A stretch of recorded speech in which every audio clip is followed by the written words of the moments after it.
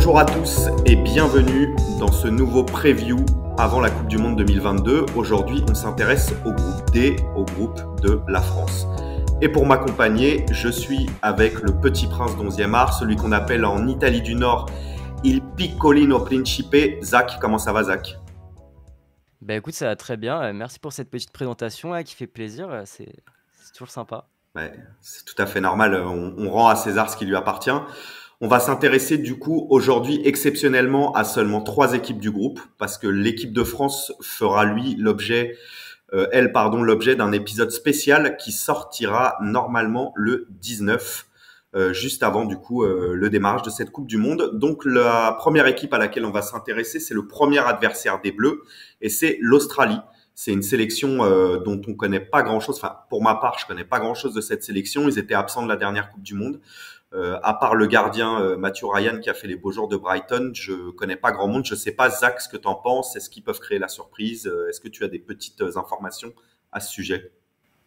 Bah, comme toi, quand je suis allé voir la liste, je connaissais pas grand monde. Comme tu as dit, il y avait Matthew Ryan qui a été à Brighton. Et il y a aussi Aaron Moy qui a évolué en première ligue du côté de Huddersfield et aussi de Brighton. Mais à part ça, dans la liste, pas de nom vraiment connu. Sinon, moi, je pense que ça va quand même être compliqué pour l'Australie de faire quelque chose. Bon, on l'entendra sûrement après avec notre invité, mais ça va se jouer entre Australie, Tunisie pour la troisième, quatrième place. Les deux premières places du groupe sont destinées à la France et au Danemark. Eh ben, écoute, tu m'as fait une belle passe décisive et je te propose qu'on retrouve notre GOAT, le boss Val, qui est parti voir Antoine Blanchet et qui a pu en savoir plus sur cette sélection australienne.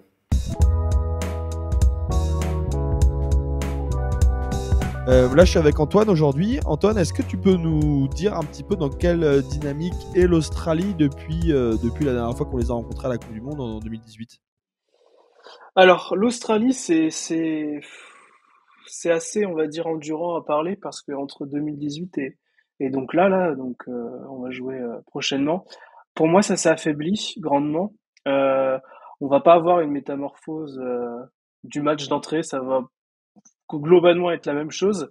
C'est-à-dire qu'à la tête de cette sélection, on a Graham Arnold, qui est un entraîneur qui est pas très connu en dehors des frontières du pays, mais c'est un gars qui a gagné une majorité de ses titres en Australie, au Sydney FC, au Central Coast Mariners, avec une façon de jouer qui est une bonne défense, bien défendre, et surtout un attaquant un peu tourelle qui va reprendre, voilà, des têtes. Et ça va surtout jouer sur du coup de pied arrêté parce que malheureusement cette Australie-là, donc déjà le style de jeu est assez bon, elle est pas passionnant, on va dire, même si ça reste un style de jeu comme un autre. Mais le problème qu'il y a eu pour cette sélection australienne et que les gens ne savent pas, sûrement pas, c'est que Graham Arnold a été lourdement impacté par le Covid.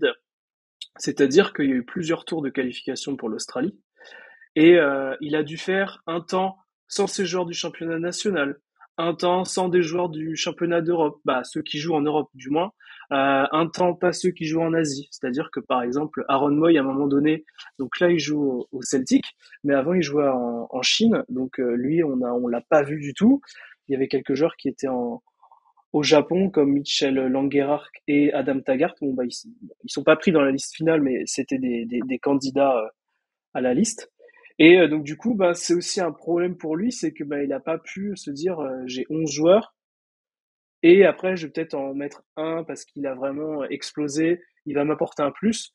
Ça a vraiment été une équipe bricolage et c'est aussi une équipe qui a toujours été forte contre les faibles et faible contre les fortes. C'est un peu dommage, mais pour la campagne de qualification, ça a été une énorme frustration parce que contre l'Arabie Saoudite et le Japon, bah, c'était revers sur revers. Et donc, du coup, on a dû passer. Je dis on, hein, parce que bon, je fais partie je m'inclus, hein, mais on a dû passer par un barrage intercontinental face au Pérou, gagné à l'arraché, puisque ça s'est joué au tir au but décisif, quoi. Et donc voilà, donc on va se retrouver donc avec l'Australie qui va jouer sûrement en 4-5-1 ou en très défensif, une belle appui défensive et qui va surtout jouer, qui va laisser le ballon parce que de toute façon, il y a pas la ressource pour jouer du ballon et ça va attendre des coups de pied arrêtés parce que voilà, il y a des bons joueurs de tête. Par contre, à t'écouter parler, je suis pas très optimiste pour cette équipe australienne qui, visiblement a quand même beaucoup de lacunes, techniques. Qu'est-ce qu'on peut espérer, pour cette équipe qui tombe quand même dans un groupe assez fourni avec le Danemark qui est en pleine bourre en ce moment, bon l'équipe de France qui est championne du monde en titre et une équipe de Tunisie, je pense qui est tout à fait honorable. Est-ce qu'on peut espérer mieux que je ne sais même pas quoi? A priori, j'ai l'impression que c'est une équipe qui est quand même assez inférieure, à t'écouter parler. Oui, oui, bah, c'est une équipe qui est inférieure parce que bah voilà, comme je viens d'expliquer avant, mais surtout c'est que bah l'idée c'est même pas en fait de sortir du groupe, c'est de gagner un match parce que si vous regardez l'historique de l'Australie, ils n'ont pas gagné un match depuis 12 ans en Coupe du Monde. Euh, donc ça fait un peu beaucoup. Et mais l'idée, c'est de se dire que bah on sort de 2018. Pour ceux qui se rappellent, ça a été 2 buts sur penalty. Donc les deux par Maïl Jedinak, qui était l'ancien capitaine, qui a pris sa retraite depuis. Mais c'est essayer de se faire un petit peu de football, quoi, dans le sens essayer de marquer au moins un ou 2 buts dans le cours du jeu, quoi. Un peu de spectacle, quoi. Pas essayer de faire de la figuration et se faire sortir 4-0 par la France, 4-0 par le Danemark et 2-0 par la Tunisie, quoi. Quelque chose comme ça, Je quoi. comprends. Du coup, on va évidemment parler un petit peu des acteurs de cette équipe australienne. Alors moi, on l'a fait un petit peu tout seul, tous les deux en amont de cette émission. J'avoue que je ne connais pas beaucoup de joueurs dans cette équipe. Il y a 2-3 petits noms à gauche à droite qu'on entend parler quand on suit, de manière assez intense le foot européen, mais qui sont les joueurs qui ressortent un peu de cet effectif? Bah, en gros, pour expliquer ce côté-là, c'est normal que tu ne connaisses pas les joueurs australiens, c'est que il y a une... Alors, il y a 2 façons de voir. Soit le championnat national a un petit peu augmenté de niveau, ou soit les joueurs on n'arrive plus à choper des top clubs européens. Il y a les gens, quand on leur parle de l'Australie, il y en a beaucoup qui vont parler de Tim Cahill, qui a Ouais. joué à Everton. On va voir du Kewell. On va voir Mike Dinak, qui jouait à Crystal Palace, mais c'était un joueur qui était régulier en première ligue. Donc du coup, c'était des noms qui revenaient. C'était des joueurs qui étaient toujours là en sélection. Aujourd'hui, on n'a plus ces joueurs-là. Dans le top 5, on va dire sur les 5 grands championnats d'Europe, on a Ajdin Stitch qui va jouer au Hellas Vérone, qui joue, bah là il est à moitié blessé, il joue la relégation. Aouar Mabil qui joue à Cadix. Mais voilà, il n'y a pas de top joueur. Il y aurait pu y avoir Denis Genro qui joue à Toulouse, mais malheureusement, depuis la montée en Ligue 1, il ne joue plus du tout et il s'est fait doubler par Cameron Devlin, qui est un joueur du Hearts. Et c'est parce que cette année, il y a une très grosse communauté d'Australiens qui viennent du championnat écossais. D'accord, ok. Si je devais parler du 11 probable, il y a, enfin des joueurs, des acteurs en eux-mêmes, il n'y a pas le joueur, on en parlait tous les deux avant, il n'y a pas le joueur où on se dit, oh, lui, ça peut aller, je sais pas, dans un club, on va dire, un top 25 européen. C'est pas par exemple comme les petites équipes sud-américaines qui ont toujours un ou deux joueurs qu'on connaît et qui peuvent faire une différence sur un contrôle, une frappe, je sais pas trop quoi. Là, il y a vraiment pas de joueurs un petit peu recensés au niveau international. Sur le 11 titulaire, il n'y en a pas. C'est un 11 titulaire qui est davantage trentenaire, qui va avoir l'expérience voilà, de la carrière. Mais à l'inverse, il y a beaucoup on va dire comment dire, ceux sur le banc en fait, c'est pour moi ceux qu'il faut regarder. J'ai quelques noms, mais je suis même pas sûr en fait qu'ils vont jouer peut-être même 1 minute de cette Coupe du Monde. Mais si on devait parler du joueur star de l'équipe, parce qu'il en manquait un, c'est-à-dire que quand Graham Arnold a fait sa liste, il a dit que voilà ce qui lui manquait dans son équipe, c'était un joueur d'impact. C'est le type que tu peux lancer, je sais pas, qui va casser 2-3 lignes, qui va faire 2-3 dribbles, qui va arriver devant le gardien et qui peut marquer. Et ce type-là, il s'appelle Garang Kuol. Il a 18 ans, il n'a pas du tout fait une saison en professionnel, il a débuté qu'un match en tant que titulaire, mais il a fait le A-League All-Star l'année dernière contre le FC Barcelone et il a été étincelant, le joueur impact magnifique. Il a été acheté par Newcastle United, donc en première ligue. Et il a été pris dans cette équipe nationale. Il a un peu le rôle de Daniel Arzani, pour ceux qui suivent, qui était le plus jeune joueur de la Coupe du Monde en 2018, qui était australien. Il a un peu le même style parce que Daniel Arzani avait été acheté par Manchester City à l'époque. Donc on va lui souhaiter meilleure carrière parce que depuis Arzani a raté Oui, on a sa un peu carrière oublié. européenne. Ouais, mais Garand Puyol, c'est le joueur contre le FC Barcelone. C'était incroyable de se dire que le type, il avait 17 ans à l'époque, là il a 18. Il est capable de faire ça alors qu'il a aucune référence professionnelle. Même moi, je peux même pas dire que je l'ai vu souvent, mais c'est un joueur parfait qui est le genre d'impact. Pour moi, c'est le joueur 3 étoiles qu'il faut regarder. Mais est-ce qu'il aura une minute de temps de jeu? Je sais pas. En vrai, je sais pas. Ok. Écoute, on va quand même le suivre attentivement et on va espérer de le voir au moins rentrer sur quelques bribes de match, ou en tout cas pas contre la France visiblement, parce que ça a l'air d'être un joueur assez intéressant. Sinon, j'ai un autre. Attends, je vais juste placer un autre joueur qui s'appelle Harry Souttar, qui est défenseur, qui était. Alors, ça va faire rire, non, mais il était le meilleur buteur de la sélection. En 10 sélections avec l'Australie avant sa rupture des ligaments croisés, il avait claqué 6 buts, dont 2 doublés contre Chinese Taipei et je sais plus c'est quoi l'autre sélection, parce qu'en fait, il fait 2,01 m. Il a 24 ans, il joue à Stoke City. Et lui, alors je sais pas trop comment va être organisée la défense centrale, parce que voilà, entre qui a été appelé, est-ce que... Mais en tout cas, c'est un mec qui fait 2,01 m et qui est hyper crucial dans le style de jeu, parce que quand il saute, il peut arriver à du 2,40 m. Donc quand on a joué des équipes asiatiques sur les premiers tours, en fait, il claquait... on jouait tous sur lui parce qu'il faisait 2 têtes de plus. Donc il a claqué 2 doublés en 2 matchs, quoi. Ça marche, très bien, très bonne recommandation, ça a l'air assez marrant à avoir joué. J'ai une dernière question du coup, parce que bon, visiblement, sans vouloir manquer de respect, évidemment, cette équipe d'Australie ne sera pas là pour jouer les premiers rôles. Comment c'est perçu en Australie justement? Est-ce qu'il y a une attente particulière? Quel est le rapport des Australiens au football? Et est-ce qu'il y a une attente particulière par rapport à cette Coupe du Monde? Sur la première question, sur l'attente particulière, c'est beaucoup plus festif quand tu es une équipe comme l'Australie qui se qualifie à la Coupe du Monde. C'est une fête incroyable, XXL, parce que pour eux, c'est vraiment c'est pas comme des gros clubs, des grosses nations européennes. La qualification, c'est standard. C'est quand tu rates, oh là là, c'est incroyable. Mais eux, quand ils se qualifient, c'est un long parcours semé d'embûches. Plus, là, cette année, il y a eu, ils ont pas joué à la maison pendant 2 ans. Ils ont joué quasiment tout à l'extérieur.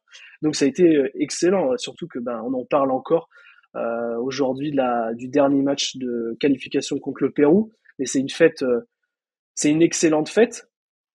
Tout le monde l'attend. Après, moi, je suis pas au pays, hein, donc j'habite en France. Je peux pas dire comment ils en parlent par rapport au Qatar, mais c'est une des rares nations qui a pris la parole. Ça a été énormément relayé parce que eux là-bas, ils sont vachement ouverts. Récemment, il y a Jackson Irvine qui sera sûrement titulaire, qui joue au San Paoli, qui a pris la parole sur les droits LGBT sur le site de la FIFPro. Donc, s'ils seront pas forcément un gros acteur sur le terrain sportif, ils veulent être un des acteurs majeurs sur le terrain social, un peu comme le Danemark en Europe qui a un peu lancé tout ça. Donc, tant mieux. Et le pays pousse à ça. Après, dans la culture générale, le foot, c'est pas du tout le sport numéro 1, vraiment pas, plus chez les nanas que chez les garçons.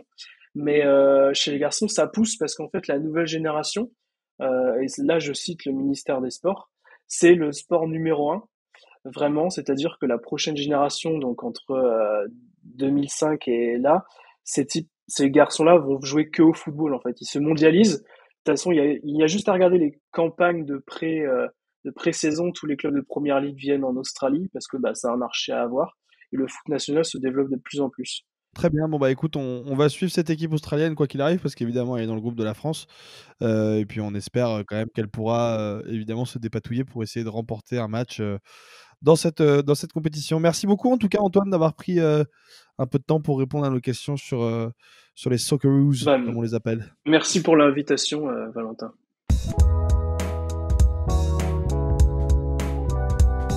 On passe à l'équipe suivante. Je te propose qu'on parle du coup de la Tunisie. Tunisie qui était pour le coup, elle, au dernier mondial et qui était tombée dans le groupe compliqué avec, il me semble, l'Angleterre et peut-être la Belgique, je crois, je sais plus, et qui avait fait service minimum en battant le Panama. Là, ils ont un peu déçu en dernière Coupe d'Afrique des Nations en se faisant éliminer par le Burkina en quart de finale. Zach, est-ce que tu as des tips à nous donner, au-delà évidemment de Wabi Kazri et de ses frappes de 65 mètres qu'on connaît déjà? Eh bah, déjà, je voulais juste dire que la Tunisie, c'est l'équipe qui vient un peu s'incruster dans ce groupe parce que, hormis la Tunisie, on retombe sur le même groupe qu'en 2018 avec, France, Danemark et Australie et bah, par rapport à la Tunisie, on va retrouver beaucoup de joueurs de Ligue 1 comme tu as dit, Wabi Kazri, mais il y a aussi Skiri, qui a évolué du côté de Montpellier et qui est à Cologne maintenant ou alors, Kawi et sinon pareil pour la Tunisie, ça va être, ça s'annonce compliqué.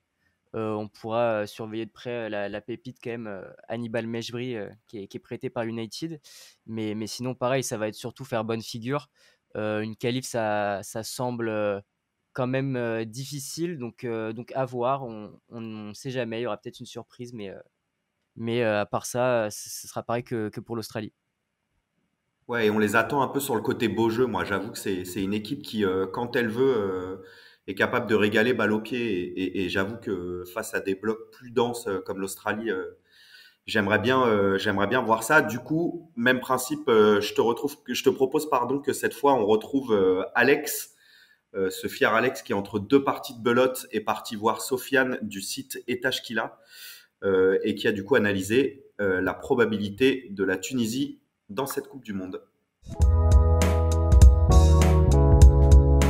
Salut les gars, merci beaucoup de nous rejoindre pour cette émission qui me tient particulièrement à cœur puisqu'on va parler de la Tunisie qui est un peu mon pays aussi. Je suis avec du coup Firas et Sofiane aujourd'hui. On voulait commencer, on a un peu l'habitude de commencer comme ça par parler un peu du moral des troupes. Comment vous sentez le pays à l'approche de cette grosse compétition? C'est la deuxième Coupe du Monde de suite pour la Tunisie. La première, c'était pas très bien passé, mais en même temps dans une poule avec deux demi-finalistes. Qu'est-ce que vous pouvez me dire un peu sur la Tunisie à l'approche de la compète, là, le moral? Bah, sur le moral des troupes, on sort d'une qualification contre le Mali qui était très étriquée, mais qualification au bout quand même. Il y a eu une Coupe arabe récemment aussi qui a été une réussite, malgré la défaite en finale face à l'Algérie. La Tunisie a assumé son rang durant les qualifications. C'est une bonne chose de revoir la Tunisie deux fois de suite en Coupe du Monde. Nous qui suivons la sélection depuis X années, on a vécu ça par le passé et c'est de bon augure justement de revoir ça. Maintenant, aujourd'hui, il y a pas mal de points d'interrogation à se poser sur pas mal de choses qu'on va évoquer durant cette émission, durant ce podcast. Je pense que actuellement, les trois quarts de la liste sont prêtes. Enfin, trois quarts des joueurs qui vont être dans la liste sont quasiment connus. Euh, on vient, on va dire, sur un projet qui a été mis en place il y a 4 ans, avec une génération qui est justement un groupe de joueurs qui arrive à terme. Maintenant, la Tunisie joue beaucoup sur ce mondial, je pense. La Tunisie joue beaucoup sur ce mondial et aura cœur de montrer l'étendue de son talent. Bah, Firas, ouais, justement, du coup, bah, parlons un peu du groupe. Enfin, c'est le groupe que tout le monde connaît, puisqu'il y a la France dedans, le Danemark et l'Australie. Firas, toi, comment tu vois les choses? Est-ce que la Tunisie peut tenir tête au Danemark ou à la France, pourquoi pas, et sortir du groupe? Franchement, ça va être très compliqué de sortir du groupe, on va pas se mentir, parce que il y a, bon, on joue face au champion du monde en titre, qui est la France, et face à un Danemark qui est sur une pente ascendante incroyable.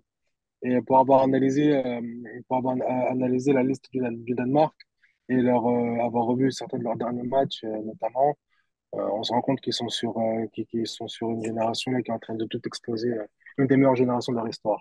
Ouais, ils font un Donc, super euro aussi.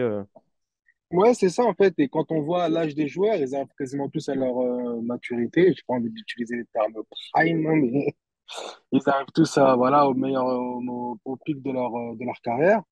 Donc voilà, ça coïncide avec le fait qu'il tombe dans le même groupe que la Tunisie pour le mondial. Donc non, sortir du groupe, ça va être très compliqué. Maintenant, avec la Tunisie, comme je dis toujours, on n'est jamais sûr de rien. On est capable du meilleur comme du pire. Alors c'est une phrase toute faite, mais vraiment avec la Tunisie, elle prend tout son sens, puisqu'on est capable dans la même compétition d'éliminer le favori de la Coupe d'Afrique, donc qui était le Nigeria l'année dernière, En huitième, ouais, on se souvient. ouais, en huitième, ouais. Enfin la dernière CAN, pardon, et de perdre derrière contre le Burkina Faso de manière un peu pitoyable. Donc on est voilà, vraiment, c'est les montagnes russes avec notre sélection. Bah, allons-y, rentrons dans le vif du sujet. On en parlait hors antenne. La liste n'a pas encore été dévoilée. Il y a seulement une pré-liste de 16 joueurs qui ont commencé leur stage, vous me disiez, en début de semaine. Est-ce que Firas ou Sofiane, l'un des deux, comme vous voulez, vous pouvez me faire un peu la colonne vertébrale de cette équipe, les joueurs, en tout cas les cadres qui vont encadrer les jeunes dont vous vouliez parler? Les cadres ils sont connus au sein de la sélection. Il y a donc au poste de gardien de but, malheureusement, on n'a pas de cadre vraiment. On a le retour de Aymen Maslouf et Balbouli, qui a 38 ans, qui est de retour sur la sélection. C'est un retour qui fait beaucoup parler. Mais lui, c'était un cadre, c'était le capitaine de la sélection. Donc lui, si on parle de cadre, lui, on peut le considérer comme cadre, même si on sait pertinemment qu'il sera pas dans les cages titulaires. Je sais même pas s'il sera deuxième ou troisième choix. Cadre du Ensuite, vestiaire plus, quoi. cadre du vestiaire, ouais, exactement, exactement. Ensuite, bien sûr, il y a les cadres bien connus. Elias Skiri au milieu de terrain. Des fois, j'ai zappé la défense, pardon. En défense centrale, on avait Dylan Brown qui était un cadre, mais qui n'est pas dans la liste jusqu'à présent. Donc, on a Dylan Brown, on a Montassar Talbi, donc la jeune pépite qui joue au FC Lorient, qui confirme cette saison tout le bien qu'on pensait de lui quand on était en Russie et qui devient aussi une pièce maîtresse de la sélection. Ensuite, comme je disais, il y a Skiri et Laidouni qui sont extrêmement importants au milieu de terrain. Ouais, Et puis Skiri, devant, c'est le métronome, c'est la valeur sûre de cette équipe, non? C'est c'est ça. clairement la valeur sûre. Ouais. C'est Skiri. On a touché le gros lot avec un joueur pareil, il faut pas se mentir. Il est un peu sous-évalué parce qu'il joue en Allemagne, et parce qu'il est tunisien, et parce qu'il va à Montpellier, qui est pas non plus le club le plus médiatisé en France. Mais vraiment, d'un point de vue en termes de qualité, c'est un joueur exceptionnel. Et les supporters du Dieu FC Cologne, ouais, voilà, on pourra échanger un peu avec eux. Je sais qu'à chaque mercato, ils ont peur qu'ils partent. Donc, Ouais, ce serait une grosse perte il pour est eux. adoré là-bas. C'est un Ouais, il est extrêmement profil, respecté. Ouais. profil d'un joueur qui a en plus 17 poumons, qui est jamais fatigué. Enfin, C'est ça. il fait vraiment plaisir Et à voir sur le terrain. Ouais. c'est ça. Et puis, il est dans la lignée des joueurs un peu. Nous, on a eu quelques minutes comme ça en Tunisie sur les 15 dernières années. Alors, c'est des profils très athlétiques, mais Skiri, il est aussi très bon techniquement et il se projette un peu plus vers l'avant. Et c'est vrai qu'il fait penser, alors pas dans le style, mais en tout cas dans le profil un peu à des mecs comme Bouazizi, Benari, un peu Nafti, donc des mecs qui ratissaient beaucoup au milieu de terrain, qui avaient une capacité pour Benari notamment à se projeter vers l'avant.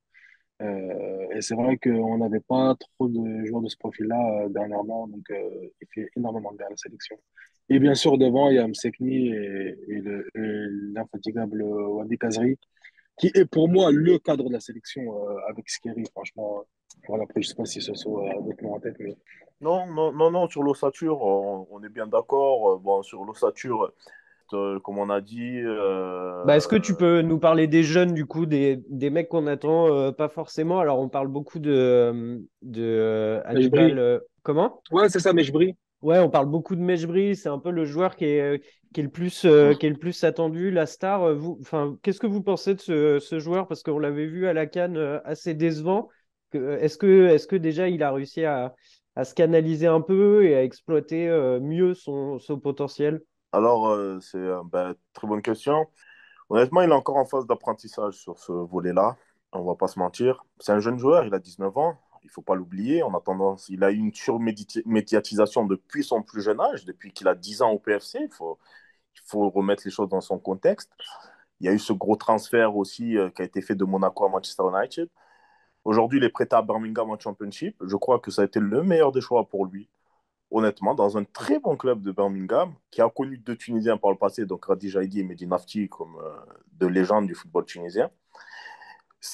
Pour moi, je pense que Manchester croit beaucoup en lui, dans le sens qu'ils l'ont poussé à justement privilégier la Championship, parce que c'est un championnat très sérieux, la Championship, très physique, et qui permet aux jeunes de se faire les dents, comme on dit, familièrement.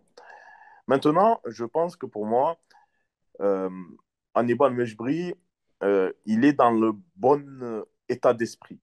Dans le sens que, malgré toute cette, cette exagération qu'il y a pu avoir au niveau de sa présentation, au niveau. Une surmédiatisation qui le suit toujours, il faut le dire. Il a justement, pour moi, la tête sur les épaules. Il a fait des choix très intéressants. Et aujourd'hui, il est dans son process de développement. Il va disputer une Coupe du Monde avec la Tunisie, chose qui est très bonne pour un joueur de 19 ans. Et il fera des petites apparitions petit à petit. Est-ce qu'il y a d'autres jeunes que vous voulez mettre en avant, qu'on connaît moins et que vous pensez qui pareil, ont une carte à jouer sur cette compète? Moi, j'en ai un. Moi, j'en ai un que déjà lors de la CAN, malheureusement, il n'a pas été utilisé dans les bonnes conditions. Pour moi, c'est le milieu box-to-box de Brøndby, Anis Ben Slimane. Anis Ben Slimane qui va jouer parce qu'il est né au Danemark et, et d'origine tunisienne, donc c'est un binational qui va jouer face à un de ces pays. Ce sera un match important pour lui, ce sera un match particulier.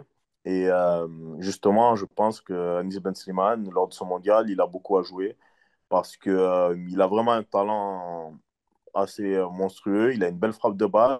Techniquement, il est très bon. Et honnêtement, il a vraiment un profil box-to-box qui pourrait vraiment s'épanouir en Angleterre et dans notre football d'aujourd'hui. Donc, honnêtement, je pense qu'Anis Ben Slimane a beaucoup à jouer sur cette Coupe du Monde. C'est un joueur à scruter, c'est un joueur à suivre. Bon, je sais qu'en France, le championnat danois n'est pas le championnat le plus suivi, mais s'il y a des gens qui peuvent, des curieux qui nous écoutent et qui veulent aller voir sur YouTube, allez checker les performances d'Anis Ben Slimane avec Brøndby. Et les scouts le connaissent bien, hein, les scouts, parce il il était classé dans le top 20, je crois, des meilleurs moins de 20 ans des championnats européens, quelque chose comme ça. Je dis Ouais. peut-être une bêtise, le top, je sais plus c'était quel classement.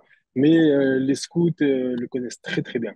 Ouais, Parce vrai que justement, potentiel, c'est un quoi. jeune à fort potentiel. Par contre, pour un autre jeune à fort potentiel, il y a aussi le jeune joueur de l'Espérance, Mohamed Ali Ben Ramdan, milieu de terrain, qui a un profil psychologique très introverti, ce qui a le don de lui mettre quelques bâtons dans les roues parce qu'au milieu de terrain, parce que c'est quelqu'un qui est imposant physiquement. Il doit faire, je crois qu'il est pas loin je crois qu'il dépasse 1,85 m.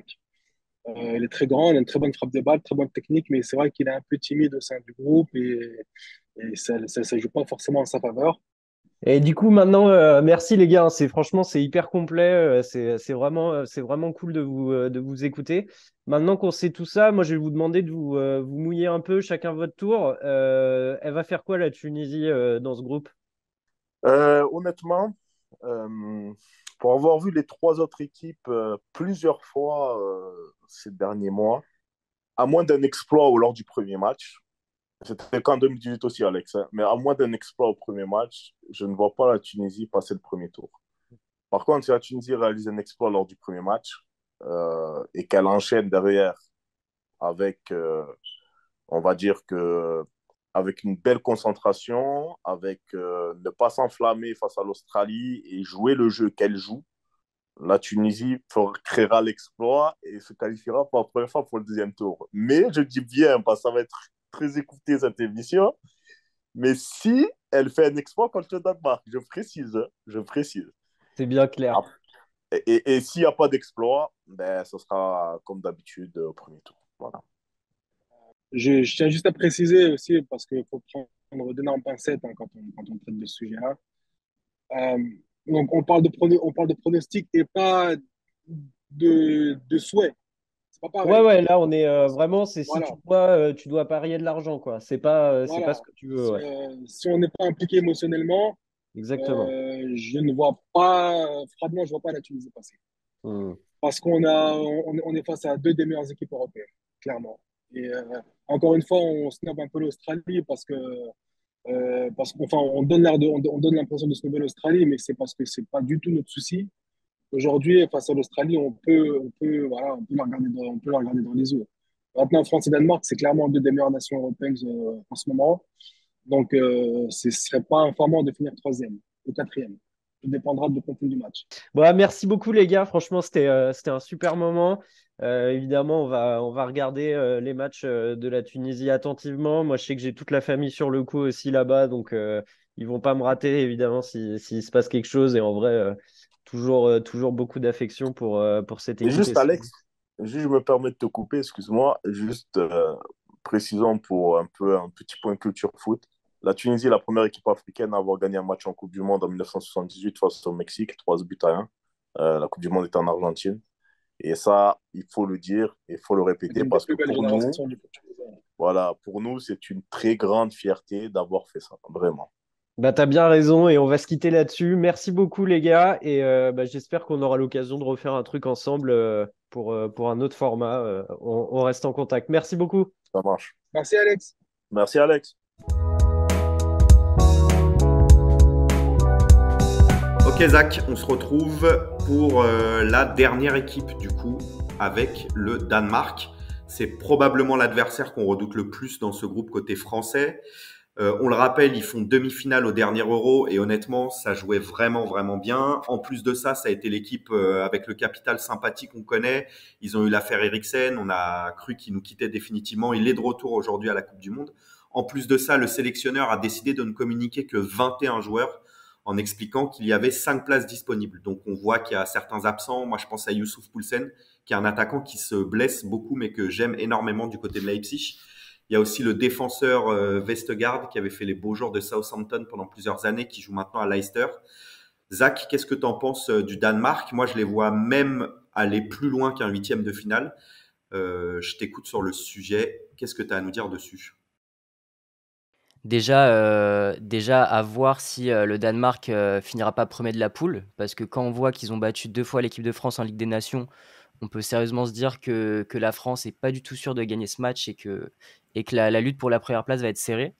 Le Danemark, quand on voit la liste des 21 qui ont déjà été convoqués, c'est quand même une belle équipe avec que des noms qui se sont imposés pour la plupart dans des clubs européens, des bons clubs européens même. Donc ouais, une équipe à surveiller qui en plus joue bien et qui peut, pour moi, ouais, moi je les vois vraiment aller loin dans la compète. Limite, si, en fonction des tirages, s'ils ont un tirage clément, pourquoi pas un quart, voire une demi. Alors je m'emballe peut-être un peu, mais quand on voit que c'est une des rares Je suis sélections assez d'accord. qui propose un jeu comme celui d'un club, je me dis que ça peut aller loin. Ouais. Eh ben, écoute, l'avenir nous dira si on a raison. Et pour parler de toutes ces questions, évidemment, on a trouvé quelqu'un. Et c'est Alex, encore une fois, qui est parti à la rencontre de nos amis du compte Twitter Nodish Danemark FR, qui honnêtement font un travail vraiment, vraiment cool. Je me permets de le dire parce que c'est un compte que je suis de temps à autre.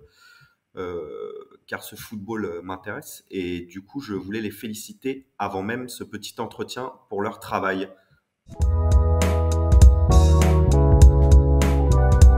Salut Anthony, merci beaucoup de nous rejoindre pour cette émission qui sera dédiée au groupe D. Et donc, on va parler avec toi du Danemark.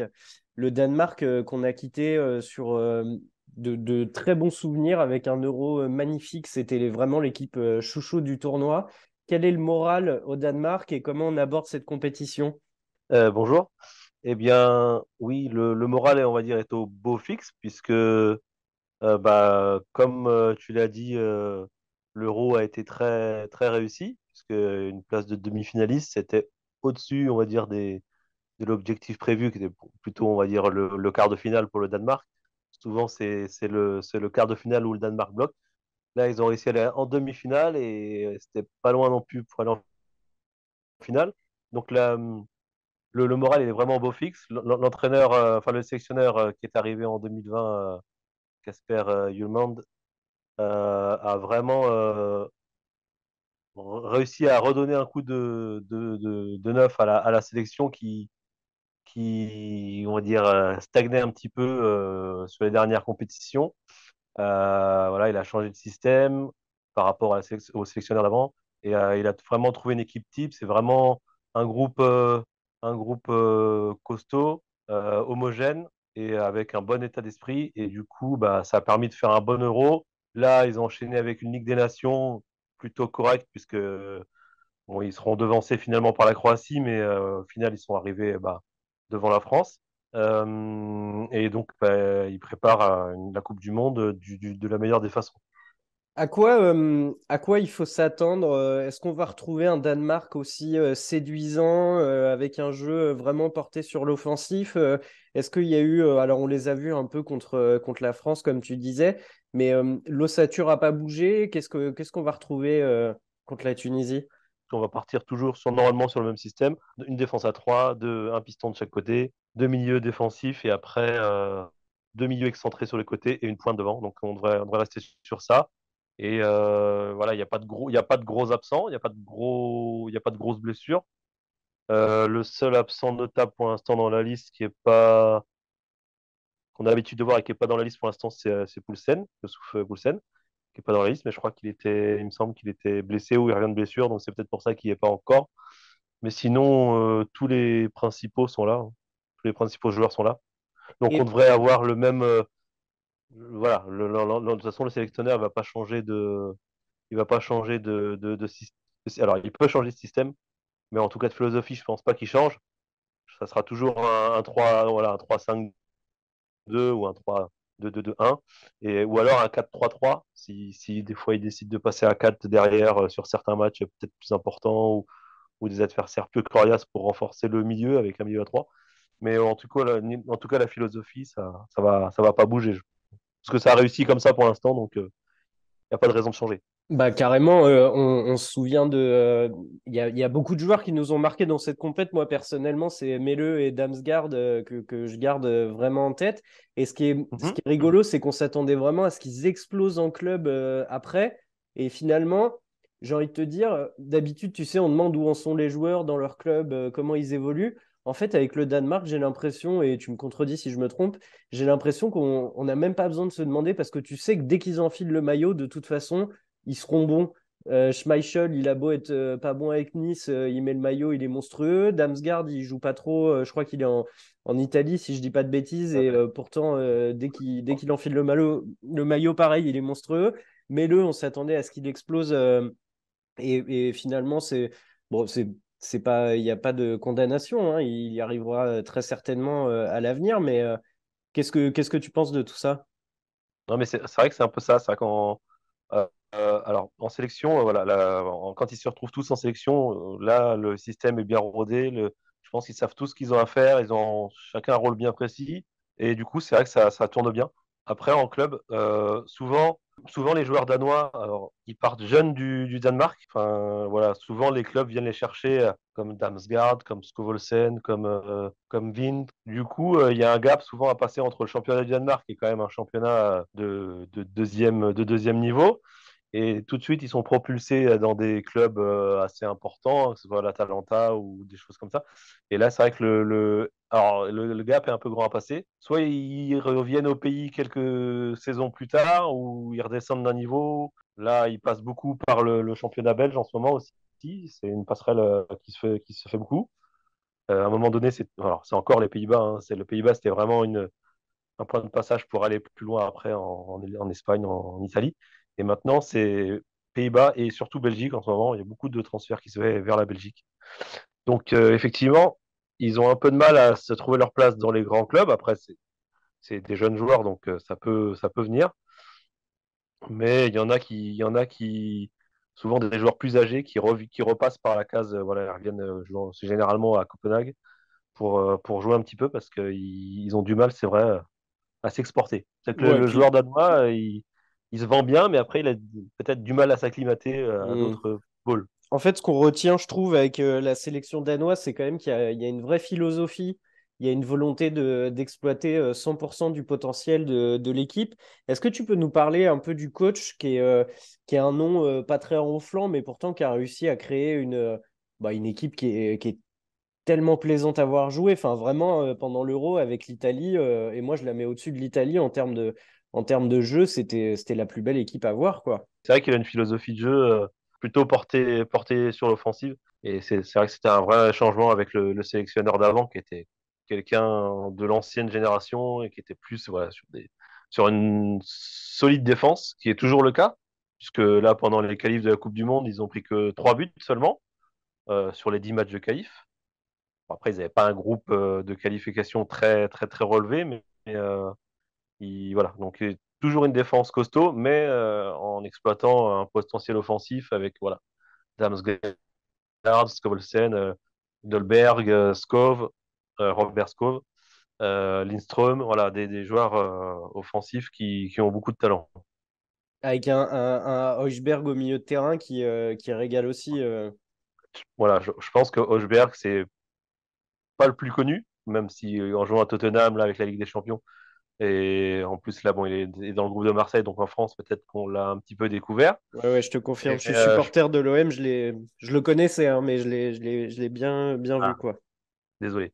Euh, non, mais voilà, c'est un joueur qui est un peu moins médiatisé, mais je pense que dans l'entrejeu, dans le cœur du jeu, c'est lui qui va être important, quoi. S'il sort des gros matchs, le Danemark va sortir des gros matchs.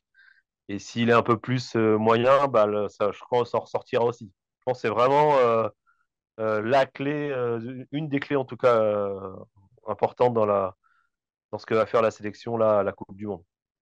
Et moi, j'allais te dire, il y a un autre gars à côté de lui, Delaney, qui est aussi un sacré régulateur au milieu et qui franchement, est assez jouissif à voir jouer, quoi.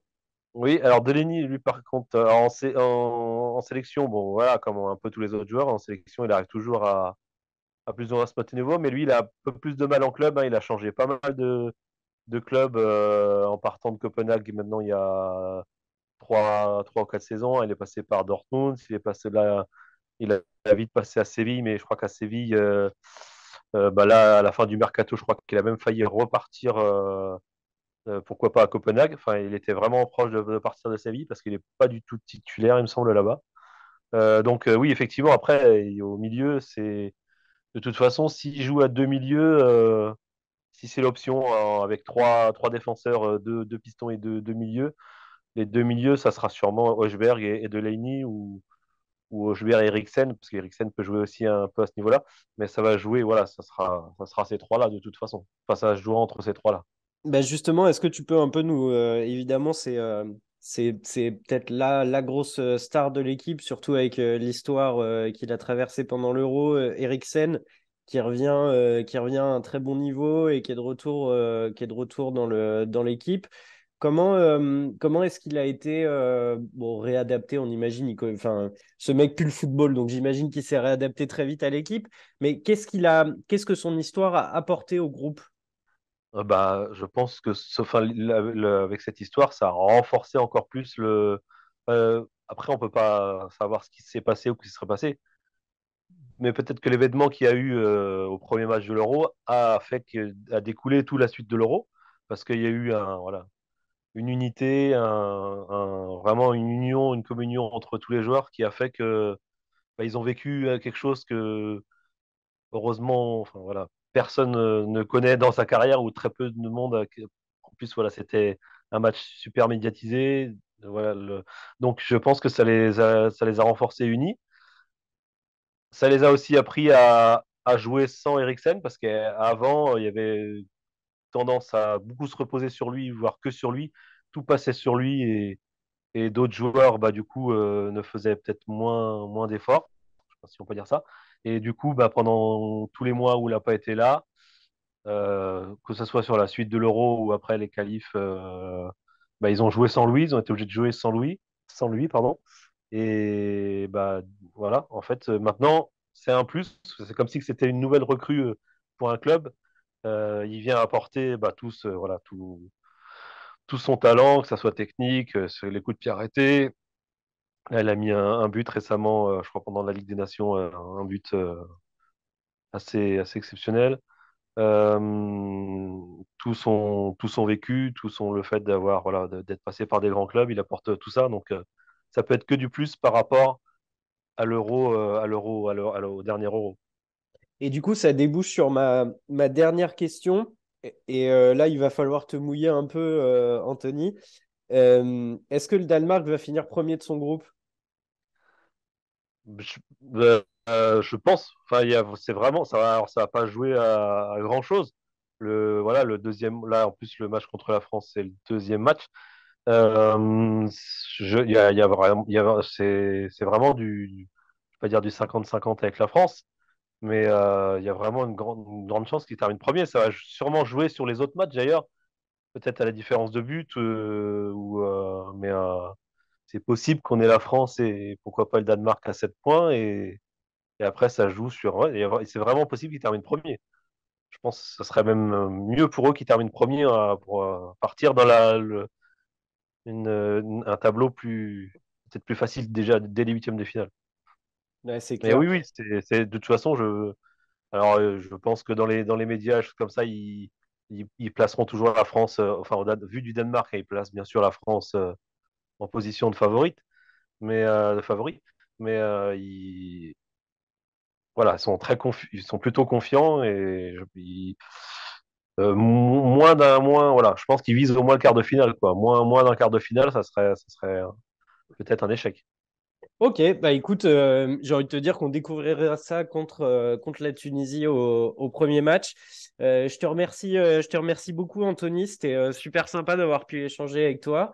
Merci. Bah écoute, franchement, je te le dis, hein, chez 11e art, le Danemark, ça a toujours été une équipe qui nous a fait vibrer. Donc, on va les suivre avec une grande attention. En plus, ils sont dans le groupe de la France. Donc, ce qui est bien, c'est que tout le Oui, monde bah, va pouvoir admirer cette équipe. J'invite tout le monde à te suivre, notamment sur ta page Super Ligaen F. oui, Tu c'est me nous. dis si je Oui, prononce bien. Je vais l'épeler. C'est SuperLigaenF, ouais. majuscule à la fin. Ou Voilà, sinon, si vous du voulez en Danemark. savoir plus sur cette équipe, foncez. Merci. À bientôt.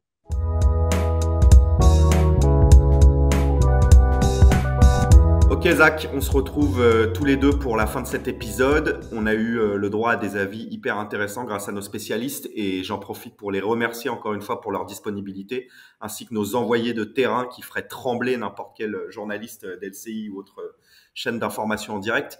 Pour finir Zach, est-ce que tu as un petit pronostic sur le classement de ce groupe? Et en deuxième question que je vais te poser, c'est est-ce que tu as un joueur sur les trois équipes dont on a parlé qui te paraît intéressant à surveiller tout particulièrement? Eh ben, écoute, pour le classement, si mon côté patriote aurait tendance à dire, l'équipe de France en 1re place, moi, je vois quand même plus le Danemark finir premier. Au vu de tout ce qu'ils ont proposé ces derniers mois, des confrontations avec la France, j'ai l'impression que c'est quand même une équipe qui se connaît et qui est assez solide. Et si je devais donner un joueur à suivre, dans la poule, du coup, je me tournerais quand même plutôt du côté du Danemark. Alors un joueur comme ça, j'en ai pas vraiment qui me vient, mais je pourrais te parler de Pierre-Emile Højbjerg, qui moi m'impressionne, du côté de Tottenham, ou alors du petit Damsgaard quand même qui est très performant et on l'a notamment vu, pendant l'Euro. Très bien. Bah écoute, j'avoue que sur le classement, hélas, je suis assez d'accord avec toi. J'ai peur que le Danemark nous pique la première place et en joueur à suivre, moi je suis désolé, je vais rester très classique et tous vous décevoir, mais je vais évidemment suivre le retour de Christian Eriksen. Je vous rappelle qu'en compétition officielle, on l'a quitté sur une civière avec le cœur qui s'était arrêté. Il est reparti depuis les tréfonds de la Première Ligue jusqu'à aujourd'hui être quasi indispensable dans une équipe qui joue le haut de tableau. Du coup, voilà, moi je vais me focaliser sur lui, même si c'est un peu mainstream, je vous l'accorde. Zach, merci beaucoup. Bah, écoute, merci à toi, ouais. Et on se voit bien sûr très bientôt. Et de toute façon, 11e art continue ses previews dès demain avec la preview du groupe E.